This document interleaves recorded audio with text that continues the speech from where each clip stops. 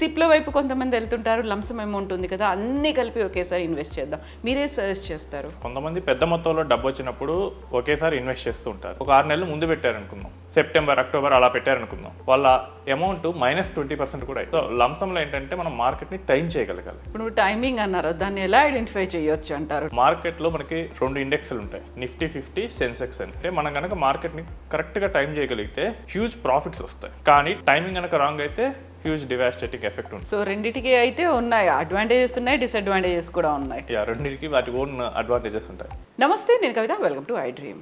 Investment ప్లాన్లలో కొంతమంది small amounts invest చేస్తే బెటర్ అనుకుంటారు, అది కూడా ఎవ్రీ మంత్ కొంత అమౌంట్ ఇన్వెస్ట్ చేసుకోవాలని. మరి కొంతమంది లంసమ్ అమౌంటే ఇన్వెస్ట్ చేస్తే బెటర్ అనుకుంటారు. యాక్చువల్గా లంసమ్ ఇన్వెస్ట్మెంట్ బెటరా, సిప్ బెటరా?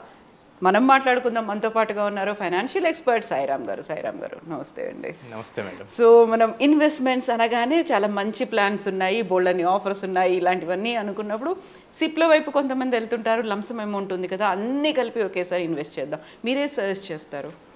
కొంతమంది పెద్ద మొత్తంలో డబ్బు వచ్చినప్పుడు ఒకేసారి ఇన్వెస్ట్ చేస్తూ ఉంటారు. మరి కొంతమంది అయితే నెల నెల కొంచెం వాళ్ళ వీళ్ళని బట్టి ఇన్వెస్ట్ చేస్తూ ఉంటారు. ఇదంతా వాళ్ళకున్న క్యాష్ ఫ్లో బట్టి జరుగుతుంటుంది. అసలు నా దగ్గరకు కొన్నిసార్లు కాల్ చేసేటప్పుడు సిప్ అంటే ఏంటో తెలియకుండా కూడా నేను సిప్లో పెట్టాలనుకుంటున్నా అంటారు. అసలు ముందు బేసిక్గా లంసమ్ అంటే ఏంటో చెప్తాను. సో నాకు ఒకసారి బోనస్ వచ్చింది, నాకు ఇయర్ ఒక 5 lakhs బోనస్ వచ్చింది. నేను ఒక 1 time ఇన్వెస్ట్ చేయాలనుకుంటున్నాను. సో దాన్ని లంసమ్ అంటారు. లంసమ్ అంటే investing big amount at 1 time. So దీనికి వచ్చేసరికి మనం మార్కెట్ని చాలా బాగా టైం చేయగలగాలి. దీనికి ఉండే అడ్వాంటేజెస్ ఏంటంటే మనం కనుక మార్కెట్ని కరెక్ట్గా టైం చేయగలిగితే సో హ్యూజ్ ప్రాఫిట్స్ వస్తాయి. So for example Covid time అప్పుడు మనకి మన బిఎస్సి ఇండెక్స్ అది 25,000కి పడిపోయింది సెన్సెక్స్. సో ఇప్పుడు చూస్తేనేమో ఆల్మోస్ట్ 85,000 ఉంది, 3.5 times పెరిగింది. సో అప్పుడు కనుక ఇన్వెస్ట్ చేస్తే వాళ్ళకి 3.5 times పైన ప్రాఫిట్ వచ్చే ఛాన్స్ ఉంది. సో ఒక 10 lakhs పెడితే ఒక 35 lakhs, బెటర్ ఫండ్ అయితే 40 lakhs, 50 lakhs కూడా వెళ్తుంది. కానీ టైమింగ్ కనుక రాంగ్ అయితే, ఒక 6 నెలలు ముందు పెట్టారనుకుందాం, సెప్టెంబర్ అక్టోబర్ అలా పెట్టారనుకుందాం, వాళ్ళ అమౌంట్ -20% కూడా అవుతుంది. సో లంసంలో ఏంటంటే మనం మార్కెట్ని టైం చేయగలగాలి. టైమింగ్ కనుక రాంగ్ అయితే హ్యూజ్ డివాస్టేటింగ్ ఎఫెక్ట్ ఉంటుంది. అండ్ లంసంలో ఉండే మేజర్ అడ్వాంటేజ్ అంటే ఆ కాంపౌండింగ్ అనేది హోల్ అమౌంట్ మీద జరుగుతుంది. నేను 10 lakhs ఇన్వెస్ట్ చేస్తే 10 lakhs మీద కాంపౌండింగ్ జరుగుతుంది. అన్లైక్ సిప్స్లో మనకి ఏంటంటే ఒక్కొక్క చిన్న ఇన్వెస్ట్మెంట్ మీద జరగటం కాకుండా ఇక్కడ మొత్తం జరిగిపోతుంది. అండ్ దీనికి డిసిప్లిన్ ఏం అక్కర్లేదు. ఓకే, సిప్కి ఏంటంటే లాట్ ఆఫ్ డిసిప్లిన్ కావాలి. ఇన్వెస్టర్లో లోపించేది ఏంటంటే చాలామంది కామన్ ఇన్వెస్టర్స్లో డిసిప్లిన్ ఉండదు. స్టార్ట్ చేస్తారు, ఒక 2 ఏళ్ళు చూస్తారు, తర్వాత టైట్ అవుతుంది, ఆపేస్తారు, మళ్ళీ వాళ్ళకి నచ్చినప్పుడు స్టార్ట్ చేస్తారు. కంటిన్యూయేషన్ అనేది మిస్ అవుతుంది. ఈ డిసిప్లిన్ ఉండదు అనుకునే వాళ్ళకి ఏంటంటే లంసమ్ పెట్టుకుంటే బెటర్. ఇక్కడ ఏంటంటే ఈ కమిట్మెంట్స్ ఏమీ ఉండవు, ఒకేసారి పెడతాం కాబట్టి కొంచెం బెటర్ గ్రోత్కి ఆపర్చునిటీ ఉంటుంది. కానీ ఇక్కడ మనకి టైమింగ్ కనుక వర్స్ అయితే కనుక నైట్ మేర్స్ అవుతాయి. ఇప్పుడు టైమింగ్ అన్నారు, దాన్ని ఎలా ఐడెంటిఫై చేయొచ్చు అంటారు? నా దగ్గర అమౌంట్ ఉంది, ఇమ్మీడియట్గా ఇన్వెస్ట్ చేయాలి అనుకుంటున్నాను, అదే ఐడియల్ టైం అనుకుంటాం. మీరు చెప్పిన దాన్ని బట్టి చూస్తే ఒడిదుడుకులు ఉన్నాయి, వాటన్నిటిని కూడా అనలైజ్ చేయాలి అంటే ఎలా తెలుస్తుంది? సింపుల్ థింగ్ మేడం, మార్కెట్లో మనకి 2 ఇండెక్స్లు ఉంటాయి, నిఫ్టీ 50, సెన్సెక్స్ అని. అవి కనుక ఆల్ టైమ్ హైస్ దగ్గరలో ఉంటే కనుక అది మంచి టైం కాదు. ఆల్ టైమ్ హై నుంచి ఒక 10% లేదా 15% అలా డివియేట్ అయితే అది చాలా మంచి time. So it's simple rule. మనకి last time all time high 85,000. So 85,000 సెప్టెంబర్లో రీచ్ అయింది. అప్పుడు కనుక ఎవరైనా ఇన్వెస్ట్ చేస్తే అది రాంగ్ టైం. జనరల్గా మార్కెట్స్ ఏంటంటే ఆల్ టైమ్ హై రీచ్ అయిన తర్వాత కొంచెం కరెక్ట్ అవుతాయి. ఓకే, ఆ కరెక్షన్ ఎంత అని ఎవరు చెప్పలేరు. ఒక్కోసారి 2%, 5% వరకు కరెక్ట్ అవ్వచ్చు, మళ్ళీ వెంటనే వెళ్ళొచ్చు. కానీ ఒక్కోసారి ఏంటంటే 20, 30, 40% కూడా కరెక్ట్ అవ్వచ్చు. కోవిడ్ టైంలో 40% కరెక్ట్ అయింది. ఇంకా క్లాసిక్ ఎగ్జాంపుల్ ఏంటంటే మనకి 2008 గ్లోబల్ క్రైసిస్ 20,000 నుంచి 7,500కి పడిపోయింది. Okay, so if I kept my 1 lakh it become 40,000. So all time హైస్కి రీచ్ అయినప్పుడు మాత్రం కొంచెం జాగ్రత్తగా ఉండాలి. లేకపోతే నార్మల్గా మనం ఇన్వెస్ట్ చేసుకున్న ఒకవేళ మార్కెట్ పడకపోయినా పెరగకుండా ఉన్నా నో ప్రాబ్లం, నా అమౌంట్ అయితే నాకు ఉంటుంది. బట్ ఆల్ టైమ్ హైకి వెళ్ళినప్పుడు మాత్రం మనం కొంచెం జాగ్రత్తగా వెళ్ళాలి. మనం ఆల్ టైమ్ హైకి వెళ్ళి ఒక 1 year గ్యాప్ అలా ఉందనుకోండి, అప్పుడు మనం పెట్టేయచ్చు. మార్కెట్ ఆల్ టైమ్ హై 85,000, ఇది ఎప్పుడు రీచ్ అయింది? సెప్టెంబర్లో రీచ్ అయింది. మళ్ళీ సెప్టెంబర్ దాకా రీచ్ అవ్వట్లేదు, మనం పెట్టేయచ్చు, నో ప్రాబ్లం. ఓకే.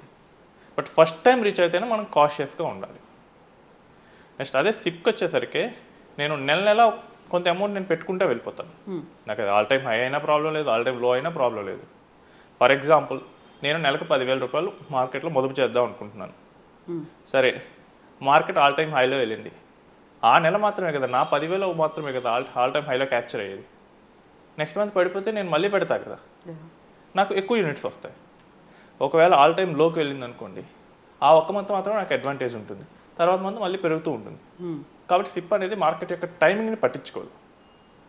మనం పెరగనిండి తగ్గనిండి ఏదైనా కానీ అది ఒక యావరేజ్ రిటర్న్ అయితే వస్తుంది ఒక 5 years అలా వచ్చేసరికి. సో ఇది ఎవరైతే మార్కెట్ని టైం చేయాలనుకోవట్లేదు, అసలు మాకు ఈ టెన్షన్స్ అన్నీ వద్దు, కానీ మాకు మార్కెట్ ఇచ్చే రిటర్న్ కావాలనుకుంటున్నారో వాళ్ళకి సిప్ బెటర్. ఓకే. సో ఇదేంటంటే సిప్ ఉండే అడ్వాంటేజ్ ఏంటంటే చాలా చిన్న అమౌంట్స్ నుంచి కూడా స్టార్ట్ చేయొచ్చు. 1000 రూపీస్ నుంచి స్టార్ట్ చేయొచ్చు, 500తో కూడా సిప్స్ ఉన్నాయి. ఈవెన్ ఇప్పుడు కొత్తగా చోటా సిప్స్ అని వచ్చాయి, 250 రూపీస్తో కూడా ఉన్నాయి. ఎవ్రీ మంత్ 250 పెడితే చాలు. ఓకే. మార్కెట్ ఎక్స్పోజర్ వస్తుంది. నేను 250 పెడితే నిఫ్టీ లార్జ్ క్యాప్స్లో కానీ వాటిలో పెడితే నాకు రిలయన్స్లో ఎక్స్పోజర్ ఉంటుంది, టీసీఎస్లో ఎక్స్పోజర్ ఉంటుంది, నాకు ఎల్ఐసిలో ఉంటుంది, జొమాటోలో ఉంటుంది, ఇట్లా అన్నిట్లో నాకు ఎక్స్పోజర్ వస్తుంది. సో చిన్న చిన్న అమౌంట్స్తో కూడా మనం స్టార్ట్ చేయొచ్చు. సో సిప్స్కి ఉండే అడ్వాంటేజ్ అది. సో లంసమ్ అంటే కొంచెం జనరల్గా టెక్నికల్గా మాట్లాడితే ఏంటంటే కొంచెం పెద్ద అమౌంట్స్ పెట్టాలి. సో 250 పెట్టే వాళ్ళకి 2,50,000 పెట్టే వాళ్ళకి తేడా ఉంటుంది. ఇక నాకు పడే ఒక 1% పడినా నాకు ఇక్కడ 2.5 పడుతుంది, అక్కడ 2,500 పడుతుంది. సో ఈ డిఫరెన్స్ ఉంటుంది. నెక్స్ట్ మనకేంటంటే సిప్లో మార్కెట్ పడుతున్నప్పుడు మనం పెడుతూ ఉంటే ఎక్కువ యూనిట్స్ వస్తాయి. ఈరోజు నేను ఒక 1,000 రూపీస్ ఇన్వెస్ట్ చేశాను, నాకు ఎన్ఏవి మనకు 100 ఉంది, 10 యూనిట్స్ వస్తాయి. రేపు 90 అయింది, నాకు ఎక్కువ యూనిట్స్ వస్తాయి, ఎందుకంటే నాకు 11 యూనిట్స్ వస్తాయి instead of getting 10 units. So market down అప్పుడు అది వస్తుంది. అదే మార్కెట్ పెరుగుతుంది అనుకోండి, ఇప్పటి వరకు నేను అక్యుములేట్ చేసుకున్న యూనిట్స్ వాల్యూ పెరుగుతుంది. సో ఇప్పటి వరకు నేను ఒక 20,000 పెట్టాను, మార్కెట్ పెరుగుతుంది, 20,000 నుంచి 21,000, 22,000 అలా నా ఇన్వెస్ట్మెంట్ పెరుగుతుంది. సో అది బోత్ వేస్ ఆ బెనిఫిట్ ఉంటుంది. కానీ ఒకే ఒక డిసడ్వాంటేజ్ ఏంటంటే సిప్స్లో మనం కాంపౌండింగ్ చూడాలంటే 10 years పైబడి ఉండాలి. నాకు లంసంలో అంత అక్కర్లేదు, నాకు 4-5 years ఉంటే నాకు ఎఫెక్ట్ వచ్చేస్తుంది. నా అమౌంట్ డబల్ అవటం అలా, లేదా 80% పెరగడం అలా వస్తుంది, అట్లీస్ట్ 12% రిటర్న్ వచ్చే దాంట్లో పెట్టిన. కానీ సిప్స్లో మనకు అలా చూడాలంటే 10 years పైబడి ఉండాలి. 10 years కూడా కంటిన్యూయేషన్ అనేది ఉండాలి, ఎవ్రీ మంత్ ఇన్వెస్ట్ చేస్తూ ఉండాలి. కంటిన్యూషన్ లేకపోతే కనుక ఇంకొంచెం ఎక్కువ టైం పట్టచ్చు. సో దీనికి నేను ఒక రీసెర్చ్ కూడా చేశాను, బ్యాక్ టెస్టింగ్. ఒక మ్యూచువల్ ఫండ్ ఏఎంసీలో ఒక ఫండ్ 24 years బ్యాక్ డేటా తీసుకున్నాను 2001 నుంచి. సో టైమింగ్ కనుక రాంగ్ అయితే కనుక మీరు 2001లో పెట్టి ఈ రోజు చూస్తే 6.5% రిటర్న్ వస్తుంది. Almost 24 years. యా, అంటే నా ఎఫ్డి అప్పుడు పెడితే కనుక నాకు కనీసం అప్పుడు 10-12% ఎఫ్డీలు ఉండేవి. నాకు రాంగ్ టైమింగ్లో ఎంటర్ అయితే ఇలాంటి డివాస్టేటింగ్ ఎఫెక్ట్స్ వస్తాయి. అదే సిప్స్ అయితే వీటన్నిటిని న్యూట్రలైజ్ చేస్తే సేమ్ ఫండ్ సిప్లో మళ్ళీ 12% రిటర్న్ ఇచ్చింది. ఎందుకంటే అది మార్కెట్ టైమింగ్ పట్టించుకోదు, పెరిగినా పెడతాం తగ్గినా పెడతా ఉంటా అంటే కాబట్టి. సో లంసమ్ ఇన్వెస్ట్ చేయాలంటే మనకి చాలా స్కిల్ కావాల్సి వస్తుంది. స్కిల్ లేకుండా నా దగ్గర డబ్బులు ఉన్నాయి కనుక పెడితే అది రాంగ్ టైం అయితే కనుక మనకి నైట్ మేర్స్. సో నేను ఒక ఆయన చూశాను, ఆయన యూఎస్లో ఉంటాడు. సో మ్యూచువల్ ఫండ్స్ ఈ హైప్ అనేది ఆయనకి యూట్యూబ్లో చూస్తూ ఉండడం వల్ల టచ్ అయింది. సరే అని చెప్పి ఆయన ఇండియాకి వచ్చినప్పుడు ఇన్వెస్ట్ చేద్దాం అని చెప్పేసి ఇన్వెస్ట్ చేశాడు. సో అదేంటంటే రష్యా ఉక్రెయిన్ వార్ అప్పుడు he doesn't know that mutual funds పడతాయంటే, సరే పడతాయంటే 1 or 2% పడతాయి అనుకున్నాడు. మంత్లీ 1% పడినా ఇయర్లీ ఒక 20% అట్లా పడింది అనుకున్నాడు.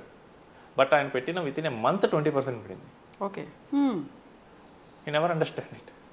ఏంటి మార్కెట్ ఎలా పడతాయో, నాకు రియల్ ఎస్టేట్ పడదా ఇట్లా అనుకున్నాడు. సడన్ షాక్ అది. ఇంకా ఇది సడన్ షాక్, ఎందుకంటే పూర్తి నాలెడ్జ్ లేకుండా పెట్టినప్పుడు.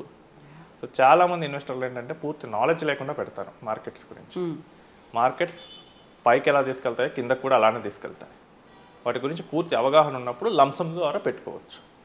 అలా లేదు అనుకున్నప్పుడు సిప్స్లోకి వస్తే బెటర్గా ఉంటుంది. సో రెండింటికి అయితే ఉన్నాయి అడ్వాంటేజెస్ ఉన్నాయి, డిసడ్వాంటేజెస్ కూడా ఉన్నాయి. రెండింటికి వాటి ఓన్ అడ్వాంటేజెస్ ఉంటాయి. ఎందుకంటే ఇప్పుడు నేను 10 లక్షలు లంసమ్ పెట్టాను అనుకోండి, నాకు ఒక 10 yearsకి వచ్చేసరికి నాకు 40 lakhs, ఇఫ్ ఐ గ్రో అయితే 14% నాకు 40 lakhs వస్తాయి. సేమ్ నేను మంత్లీ 10,000 పెట్టాను అనుకోండి, సో నేను 10 yearsకి వచ్చేసరికి ఆల్మోస్ట్ 12 lakhs పెడతాను. బట్ నాకు ఇక్కడ వచ్చే అమౌంట్ 24 to 25 lakhs మాత్రమే.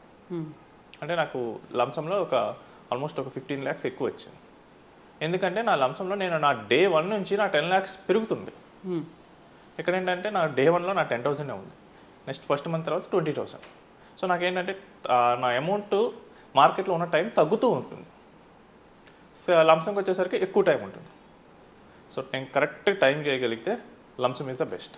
సో ఇప్పుడు మనం ఉన్నటువంటి ఇన్వెస్ట్మెంట్స్ని బెటర్గా ఎలా ప్లాన్ చేసుకోవచ్చు అంటారు? సో ఇప్పుడు లంసమ్ చేశారనుకోండి, నేను ఒక 10 లక్షల రూపాయలు లంసమ్ చేశాను అనుకోండి, అట్లీస్ట్ నేను ఒక 1,000 రూపీస్ మీరు సిప్ చేయండి. అప్పుడు ఏమవుతుందంటే మీరు లంసంలో పెట్టినప్పుడు మార్కెట్ హైలో పెట్టినా కానీ ఈ సిప్ ఏంటంటే ఎవ్రీ మంత్ మీకు యూనిట్స్ యాడ్ చేయడం వల్ల మరీ వరస్ట్ రిటర్న్ రాకుండా మిమ్మల్ని కాపాడుతుంది. ఇందాక నేను చెప్పిన యూస్ కేసులోనే 24 years వరస్ట్ ఫండ్, ఇక దానికన్నా వరస్ట్ ఫండ్ ఇక లేదు. So it given 6.5% return. But when I added that SIP of 1,000 rupees it increase to 8.5. Okay, నాకు 2.5% నాకు రిటర్న్ వచ్చింది. లేదా నేను ఓన్లీ సిప్ చేస్తున్నాను అనుకోండి, ఎవ్రీ 2 yearsకి ఒకసారి 1 lakh or 2 lakhs మీ శక్తి కొలది మీరు ఎక్స్ట్రాగా టాప్అప్ చేసుకోండి. అప్పుడు ఏమవుతుందంటే మనకు లంసమ్ బెనిఫిట్స్ కూడా వస్తాయి. ఆ ఇయర్లో ఆ టైంలో మార్కెట్ కనుక పడింది అనుకోండి, సడన్లీ మనకు ఒకేసారి ఒక 1 lakh or 2 lakhs పెడితే మనకి కొంచెం లాంగ్ టర్మ్లో బెటర్ గ్రోత్ వస్తుంది. సో లంసమ్ చేసే వాళ్ళు ఏంటంటే అట్లీస్ట్ చిన్న అమౌంట్ వాళ్ళు పెట్టిన దాంట్లో ఒక 0.1% లేదా 1% కుదిరితే ఇన్వెస్ట్ చేయండి నెల. సిప్ పెట్టే వాళ్ళు రివర్స్ చేయండి, ఒక 1 lakh or 2 lakhs every year add చేసుకుంటే వెళ్తే మనకి ఈ తక్కువ రిటర్న్ అనేది రాకుండా ఉంటుంది. ఎస్ అండి, థ్యాంక్ యూ సో మచ్ అండి. Thank you.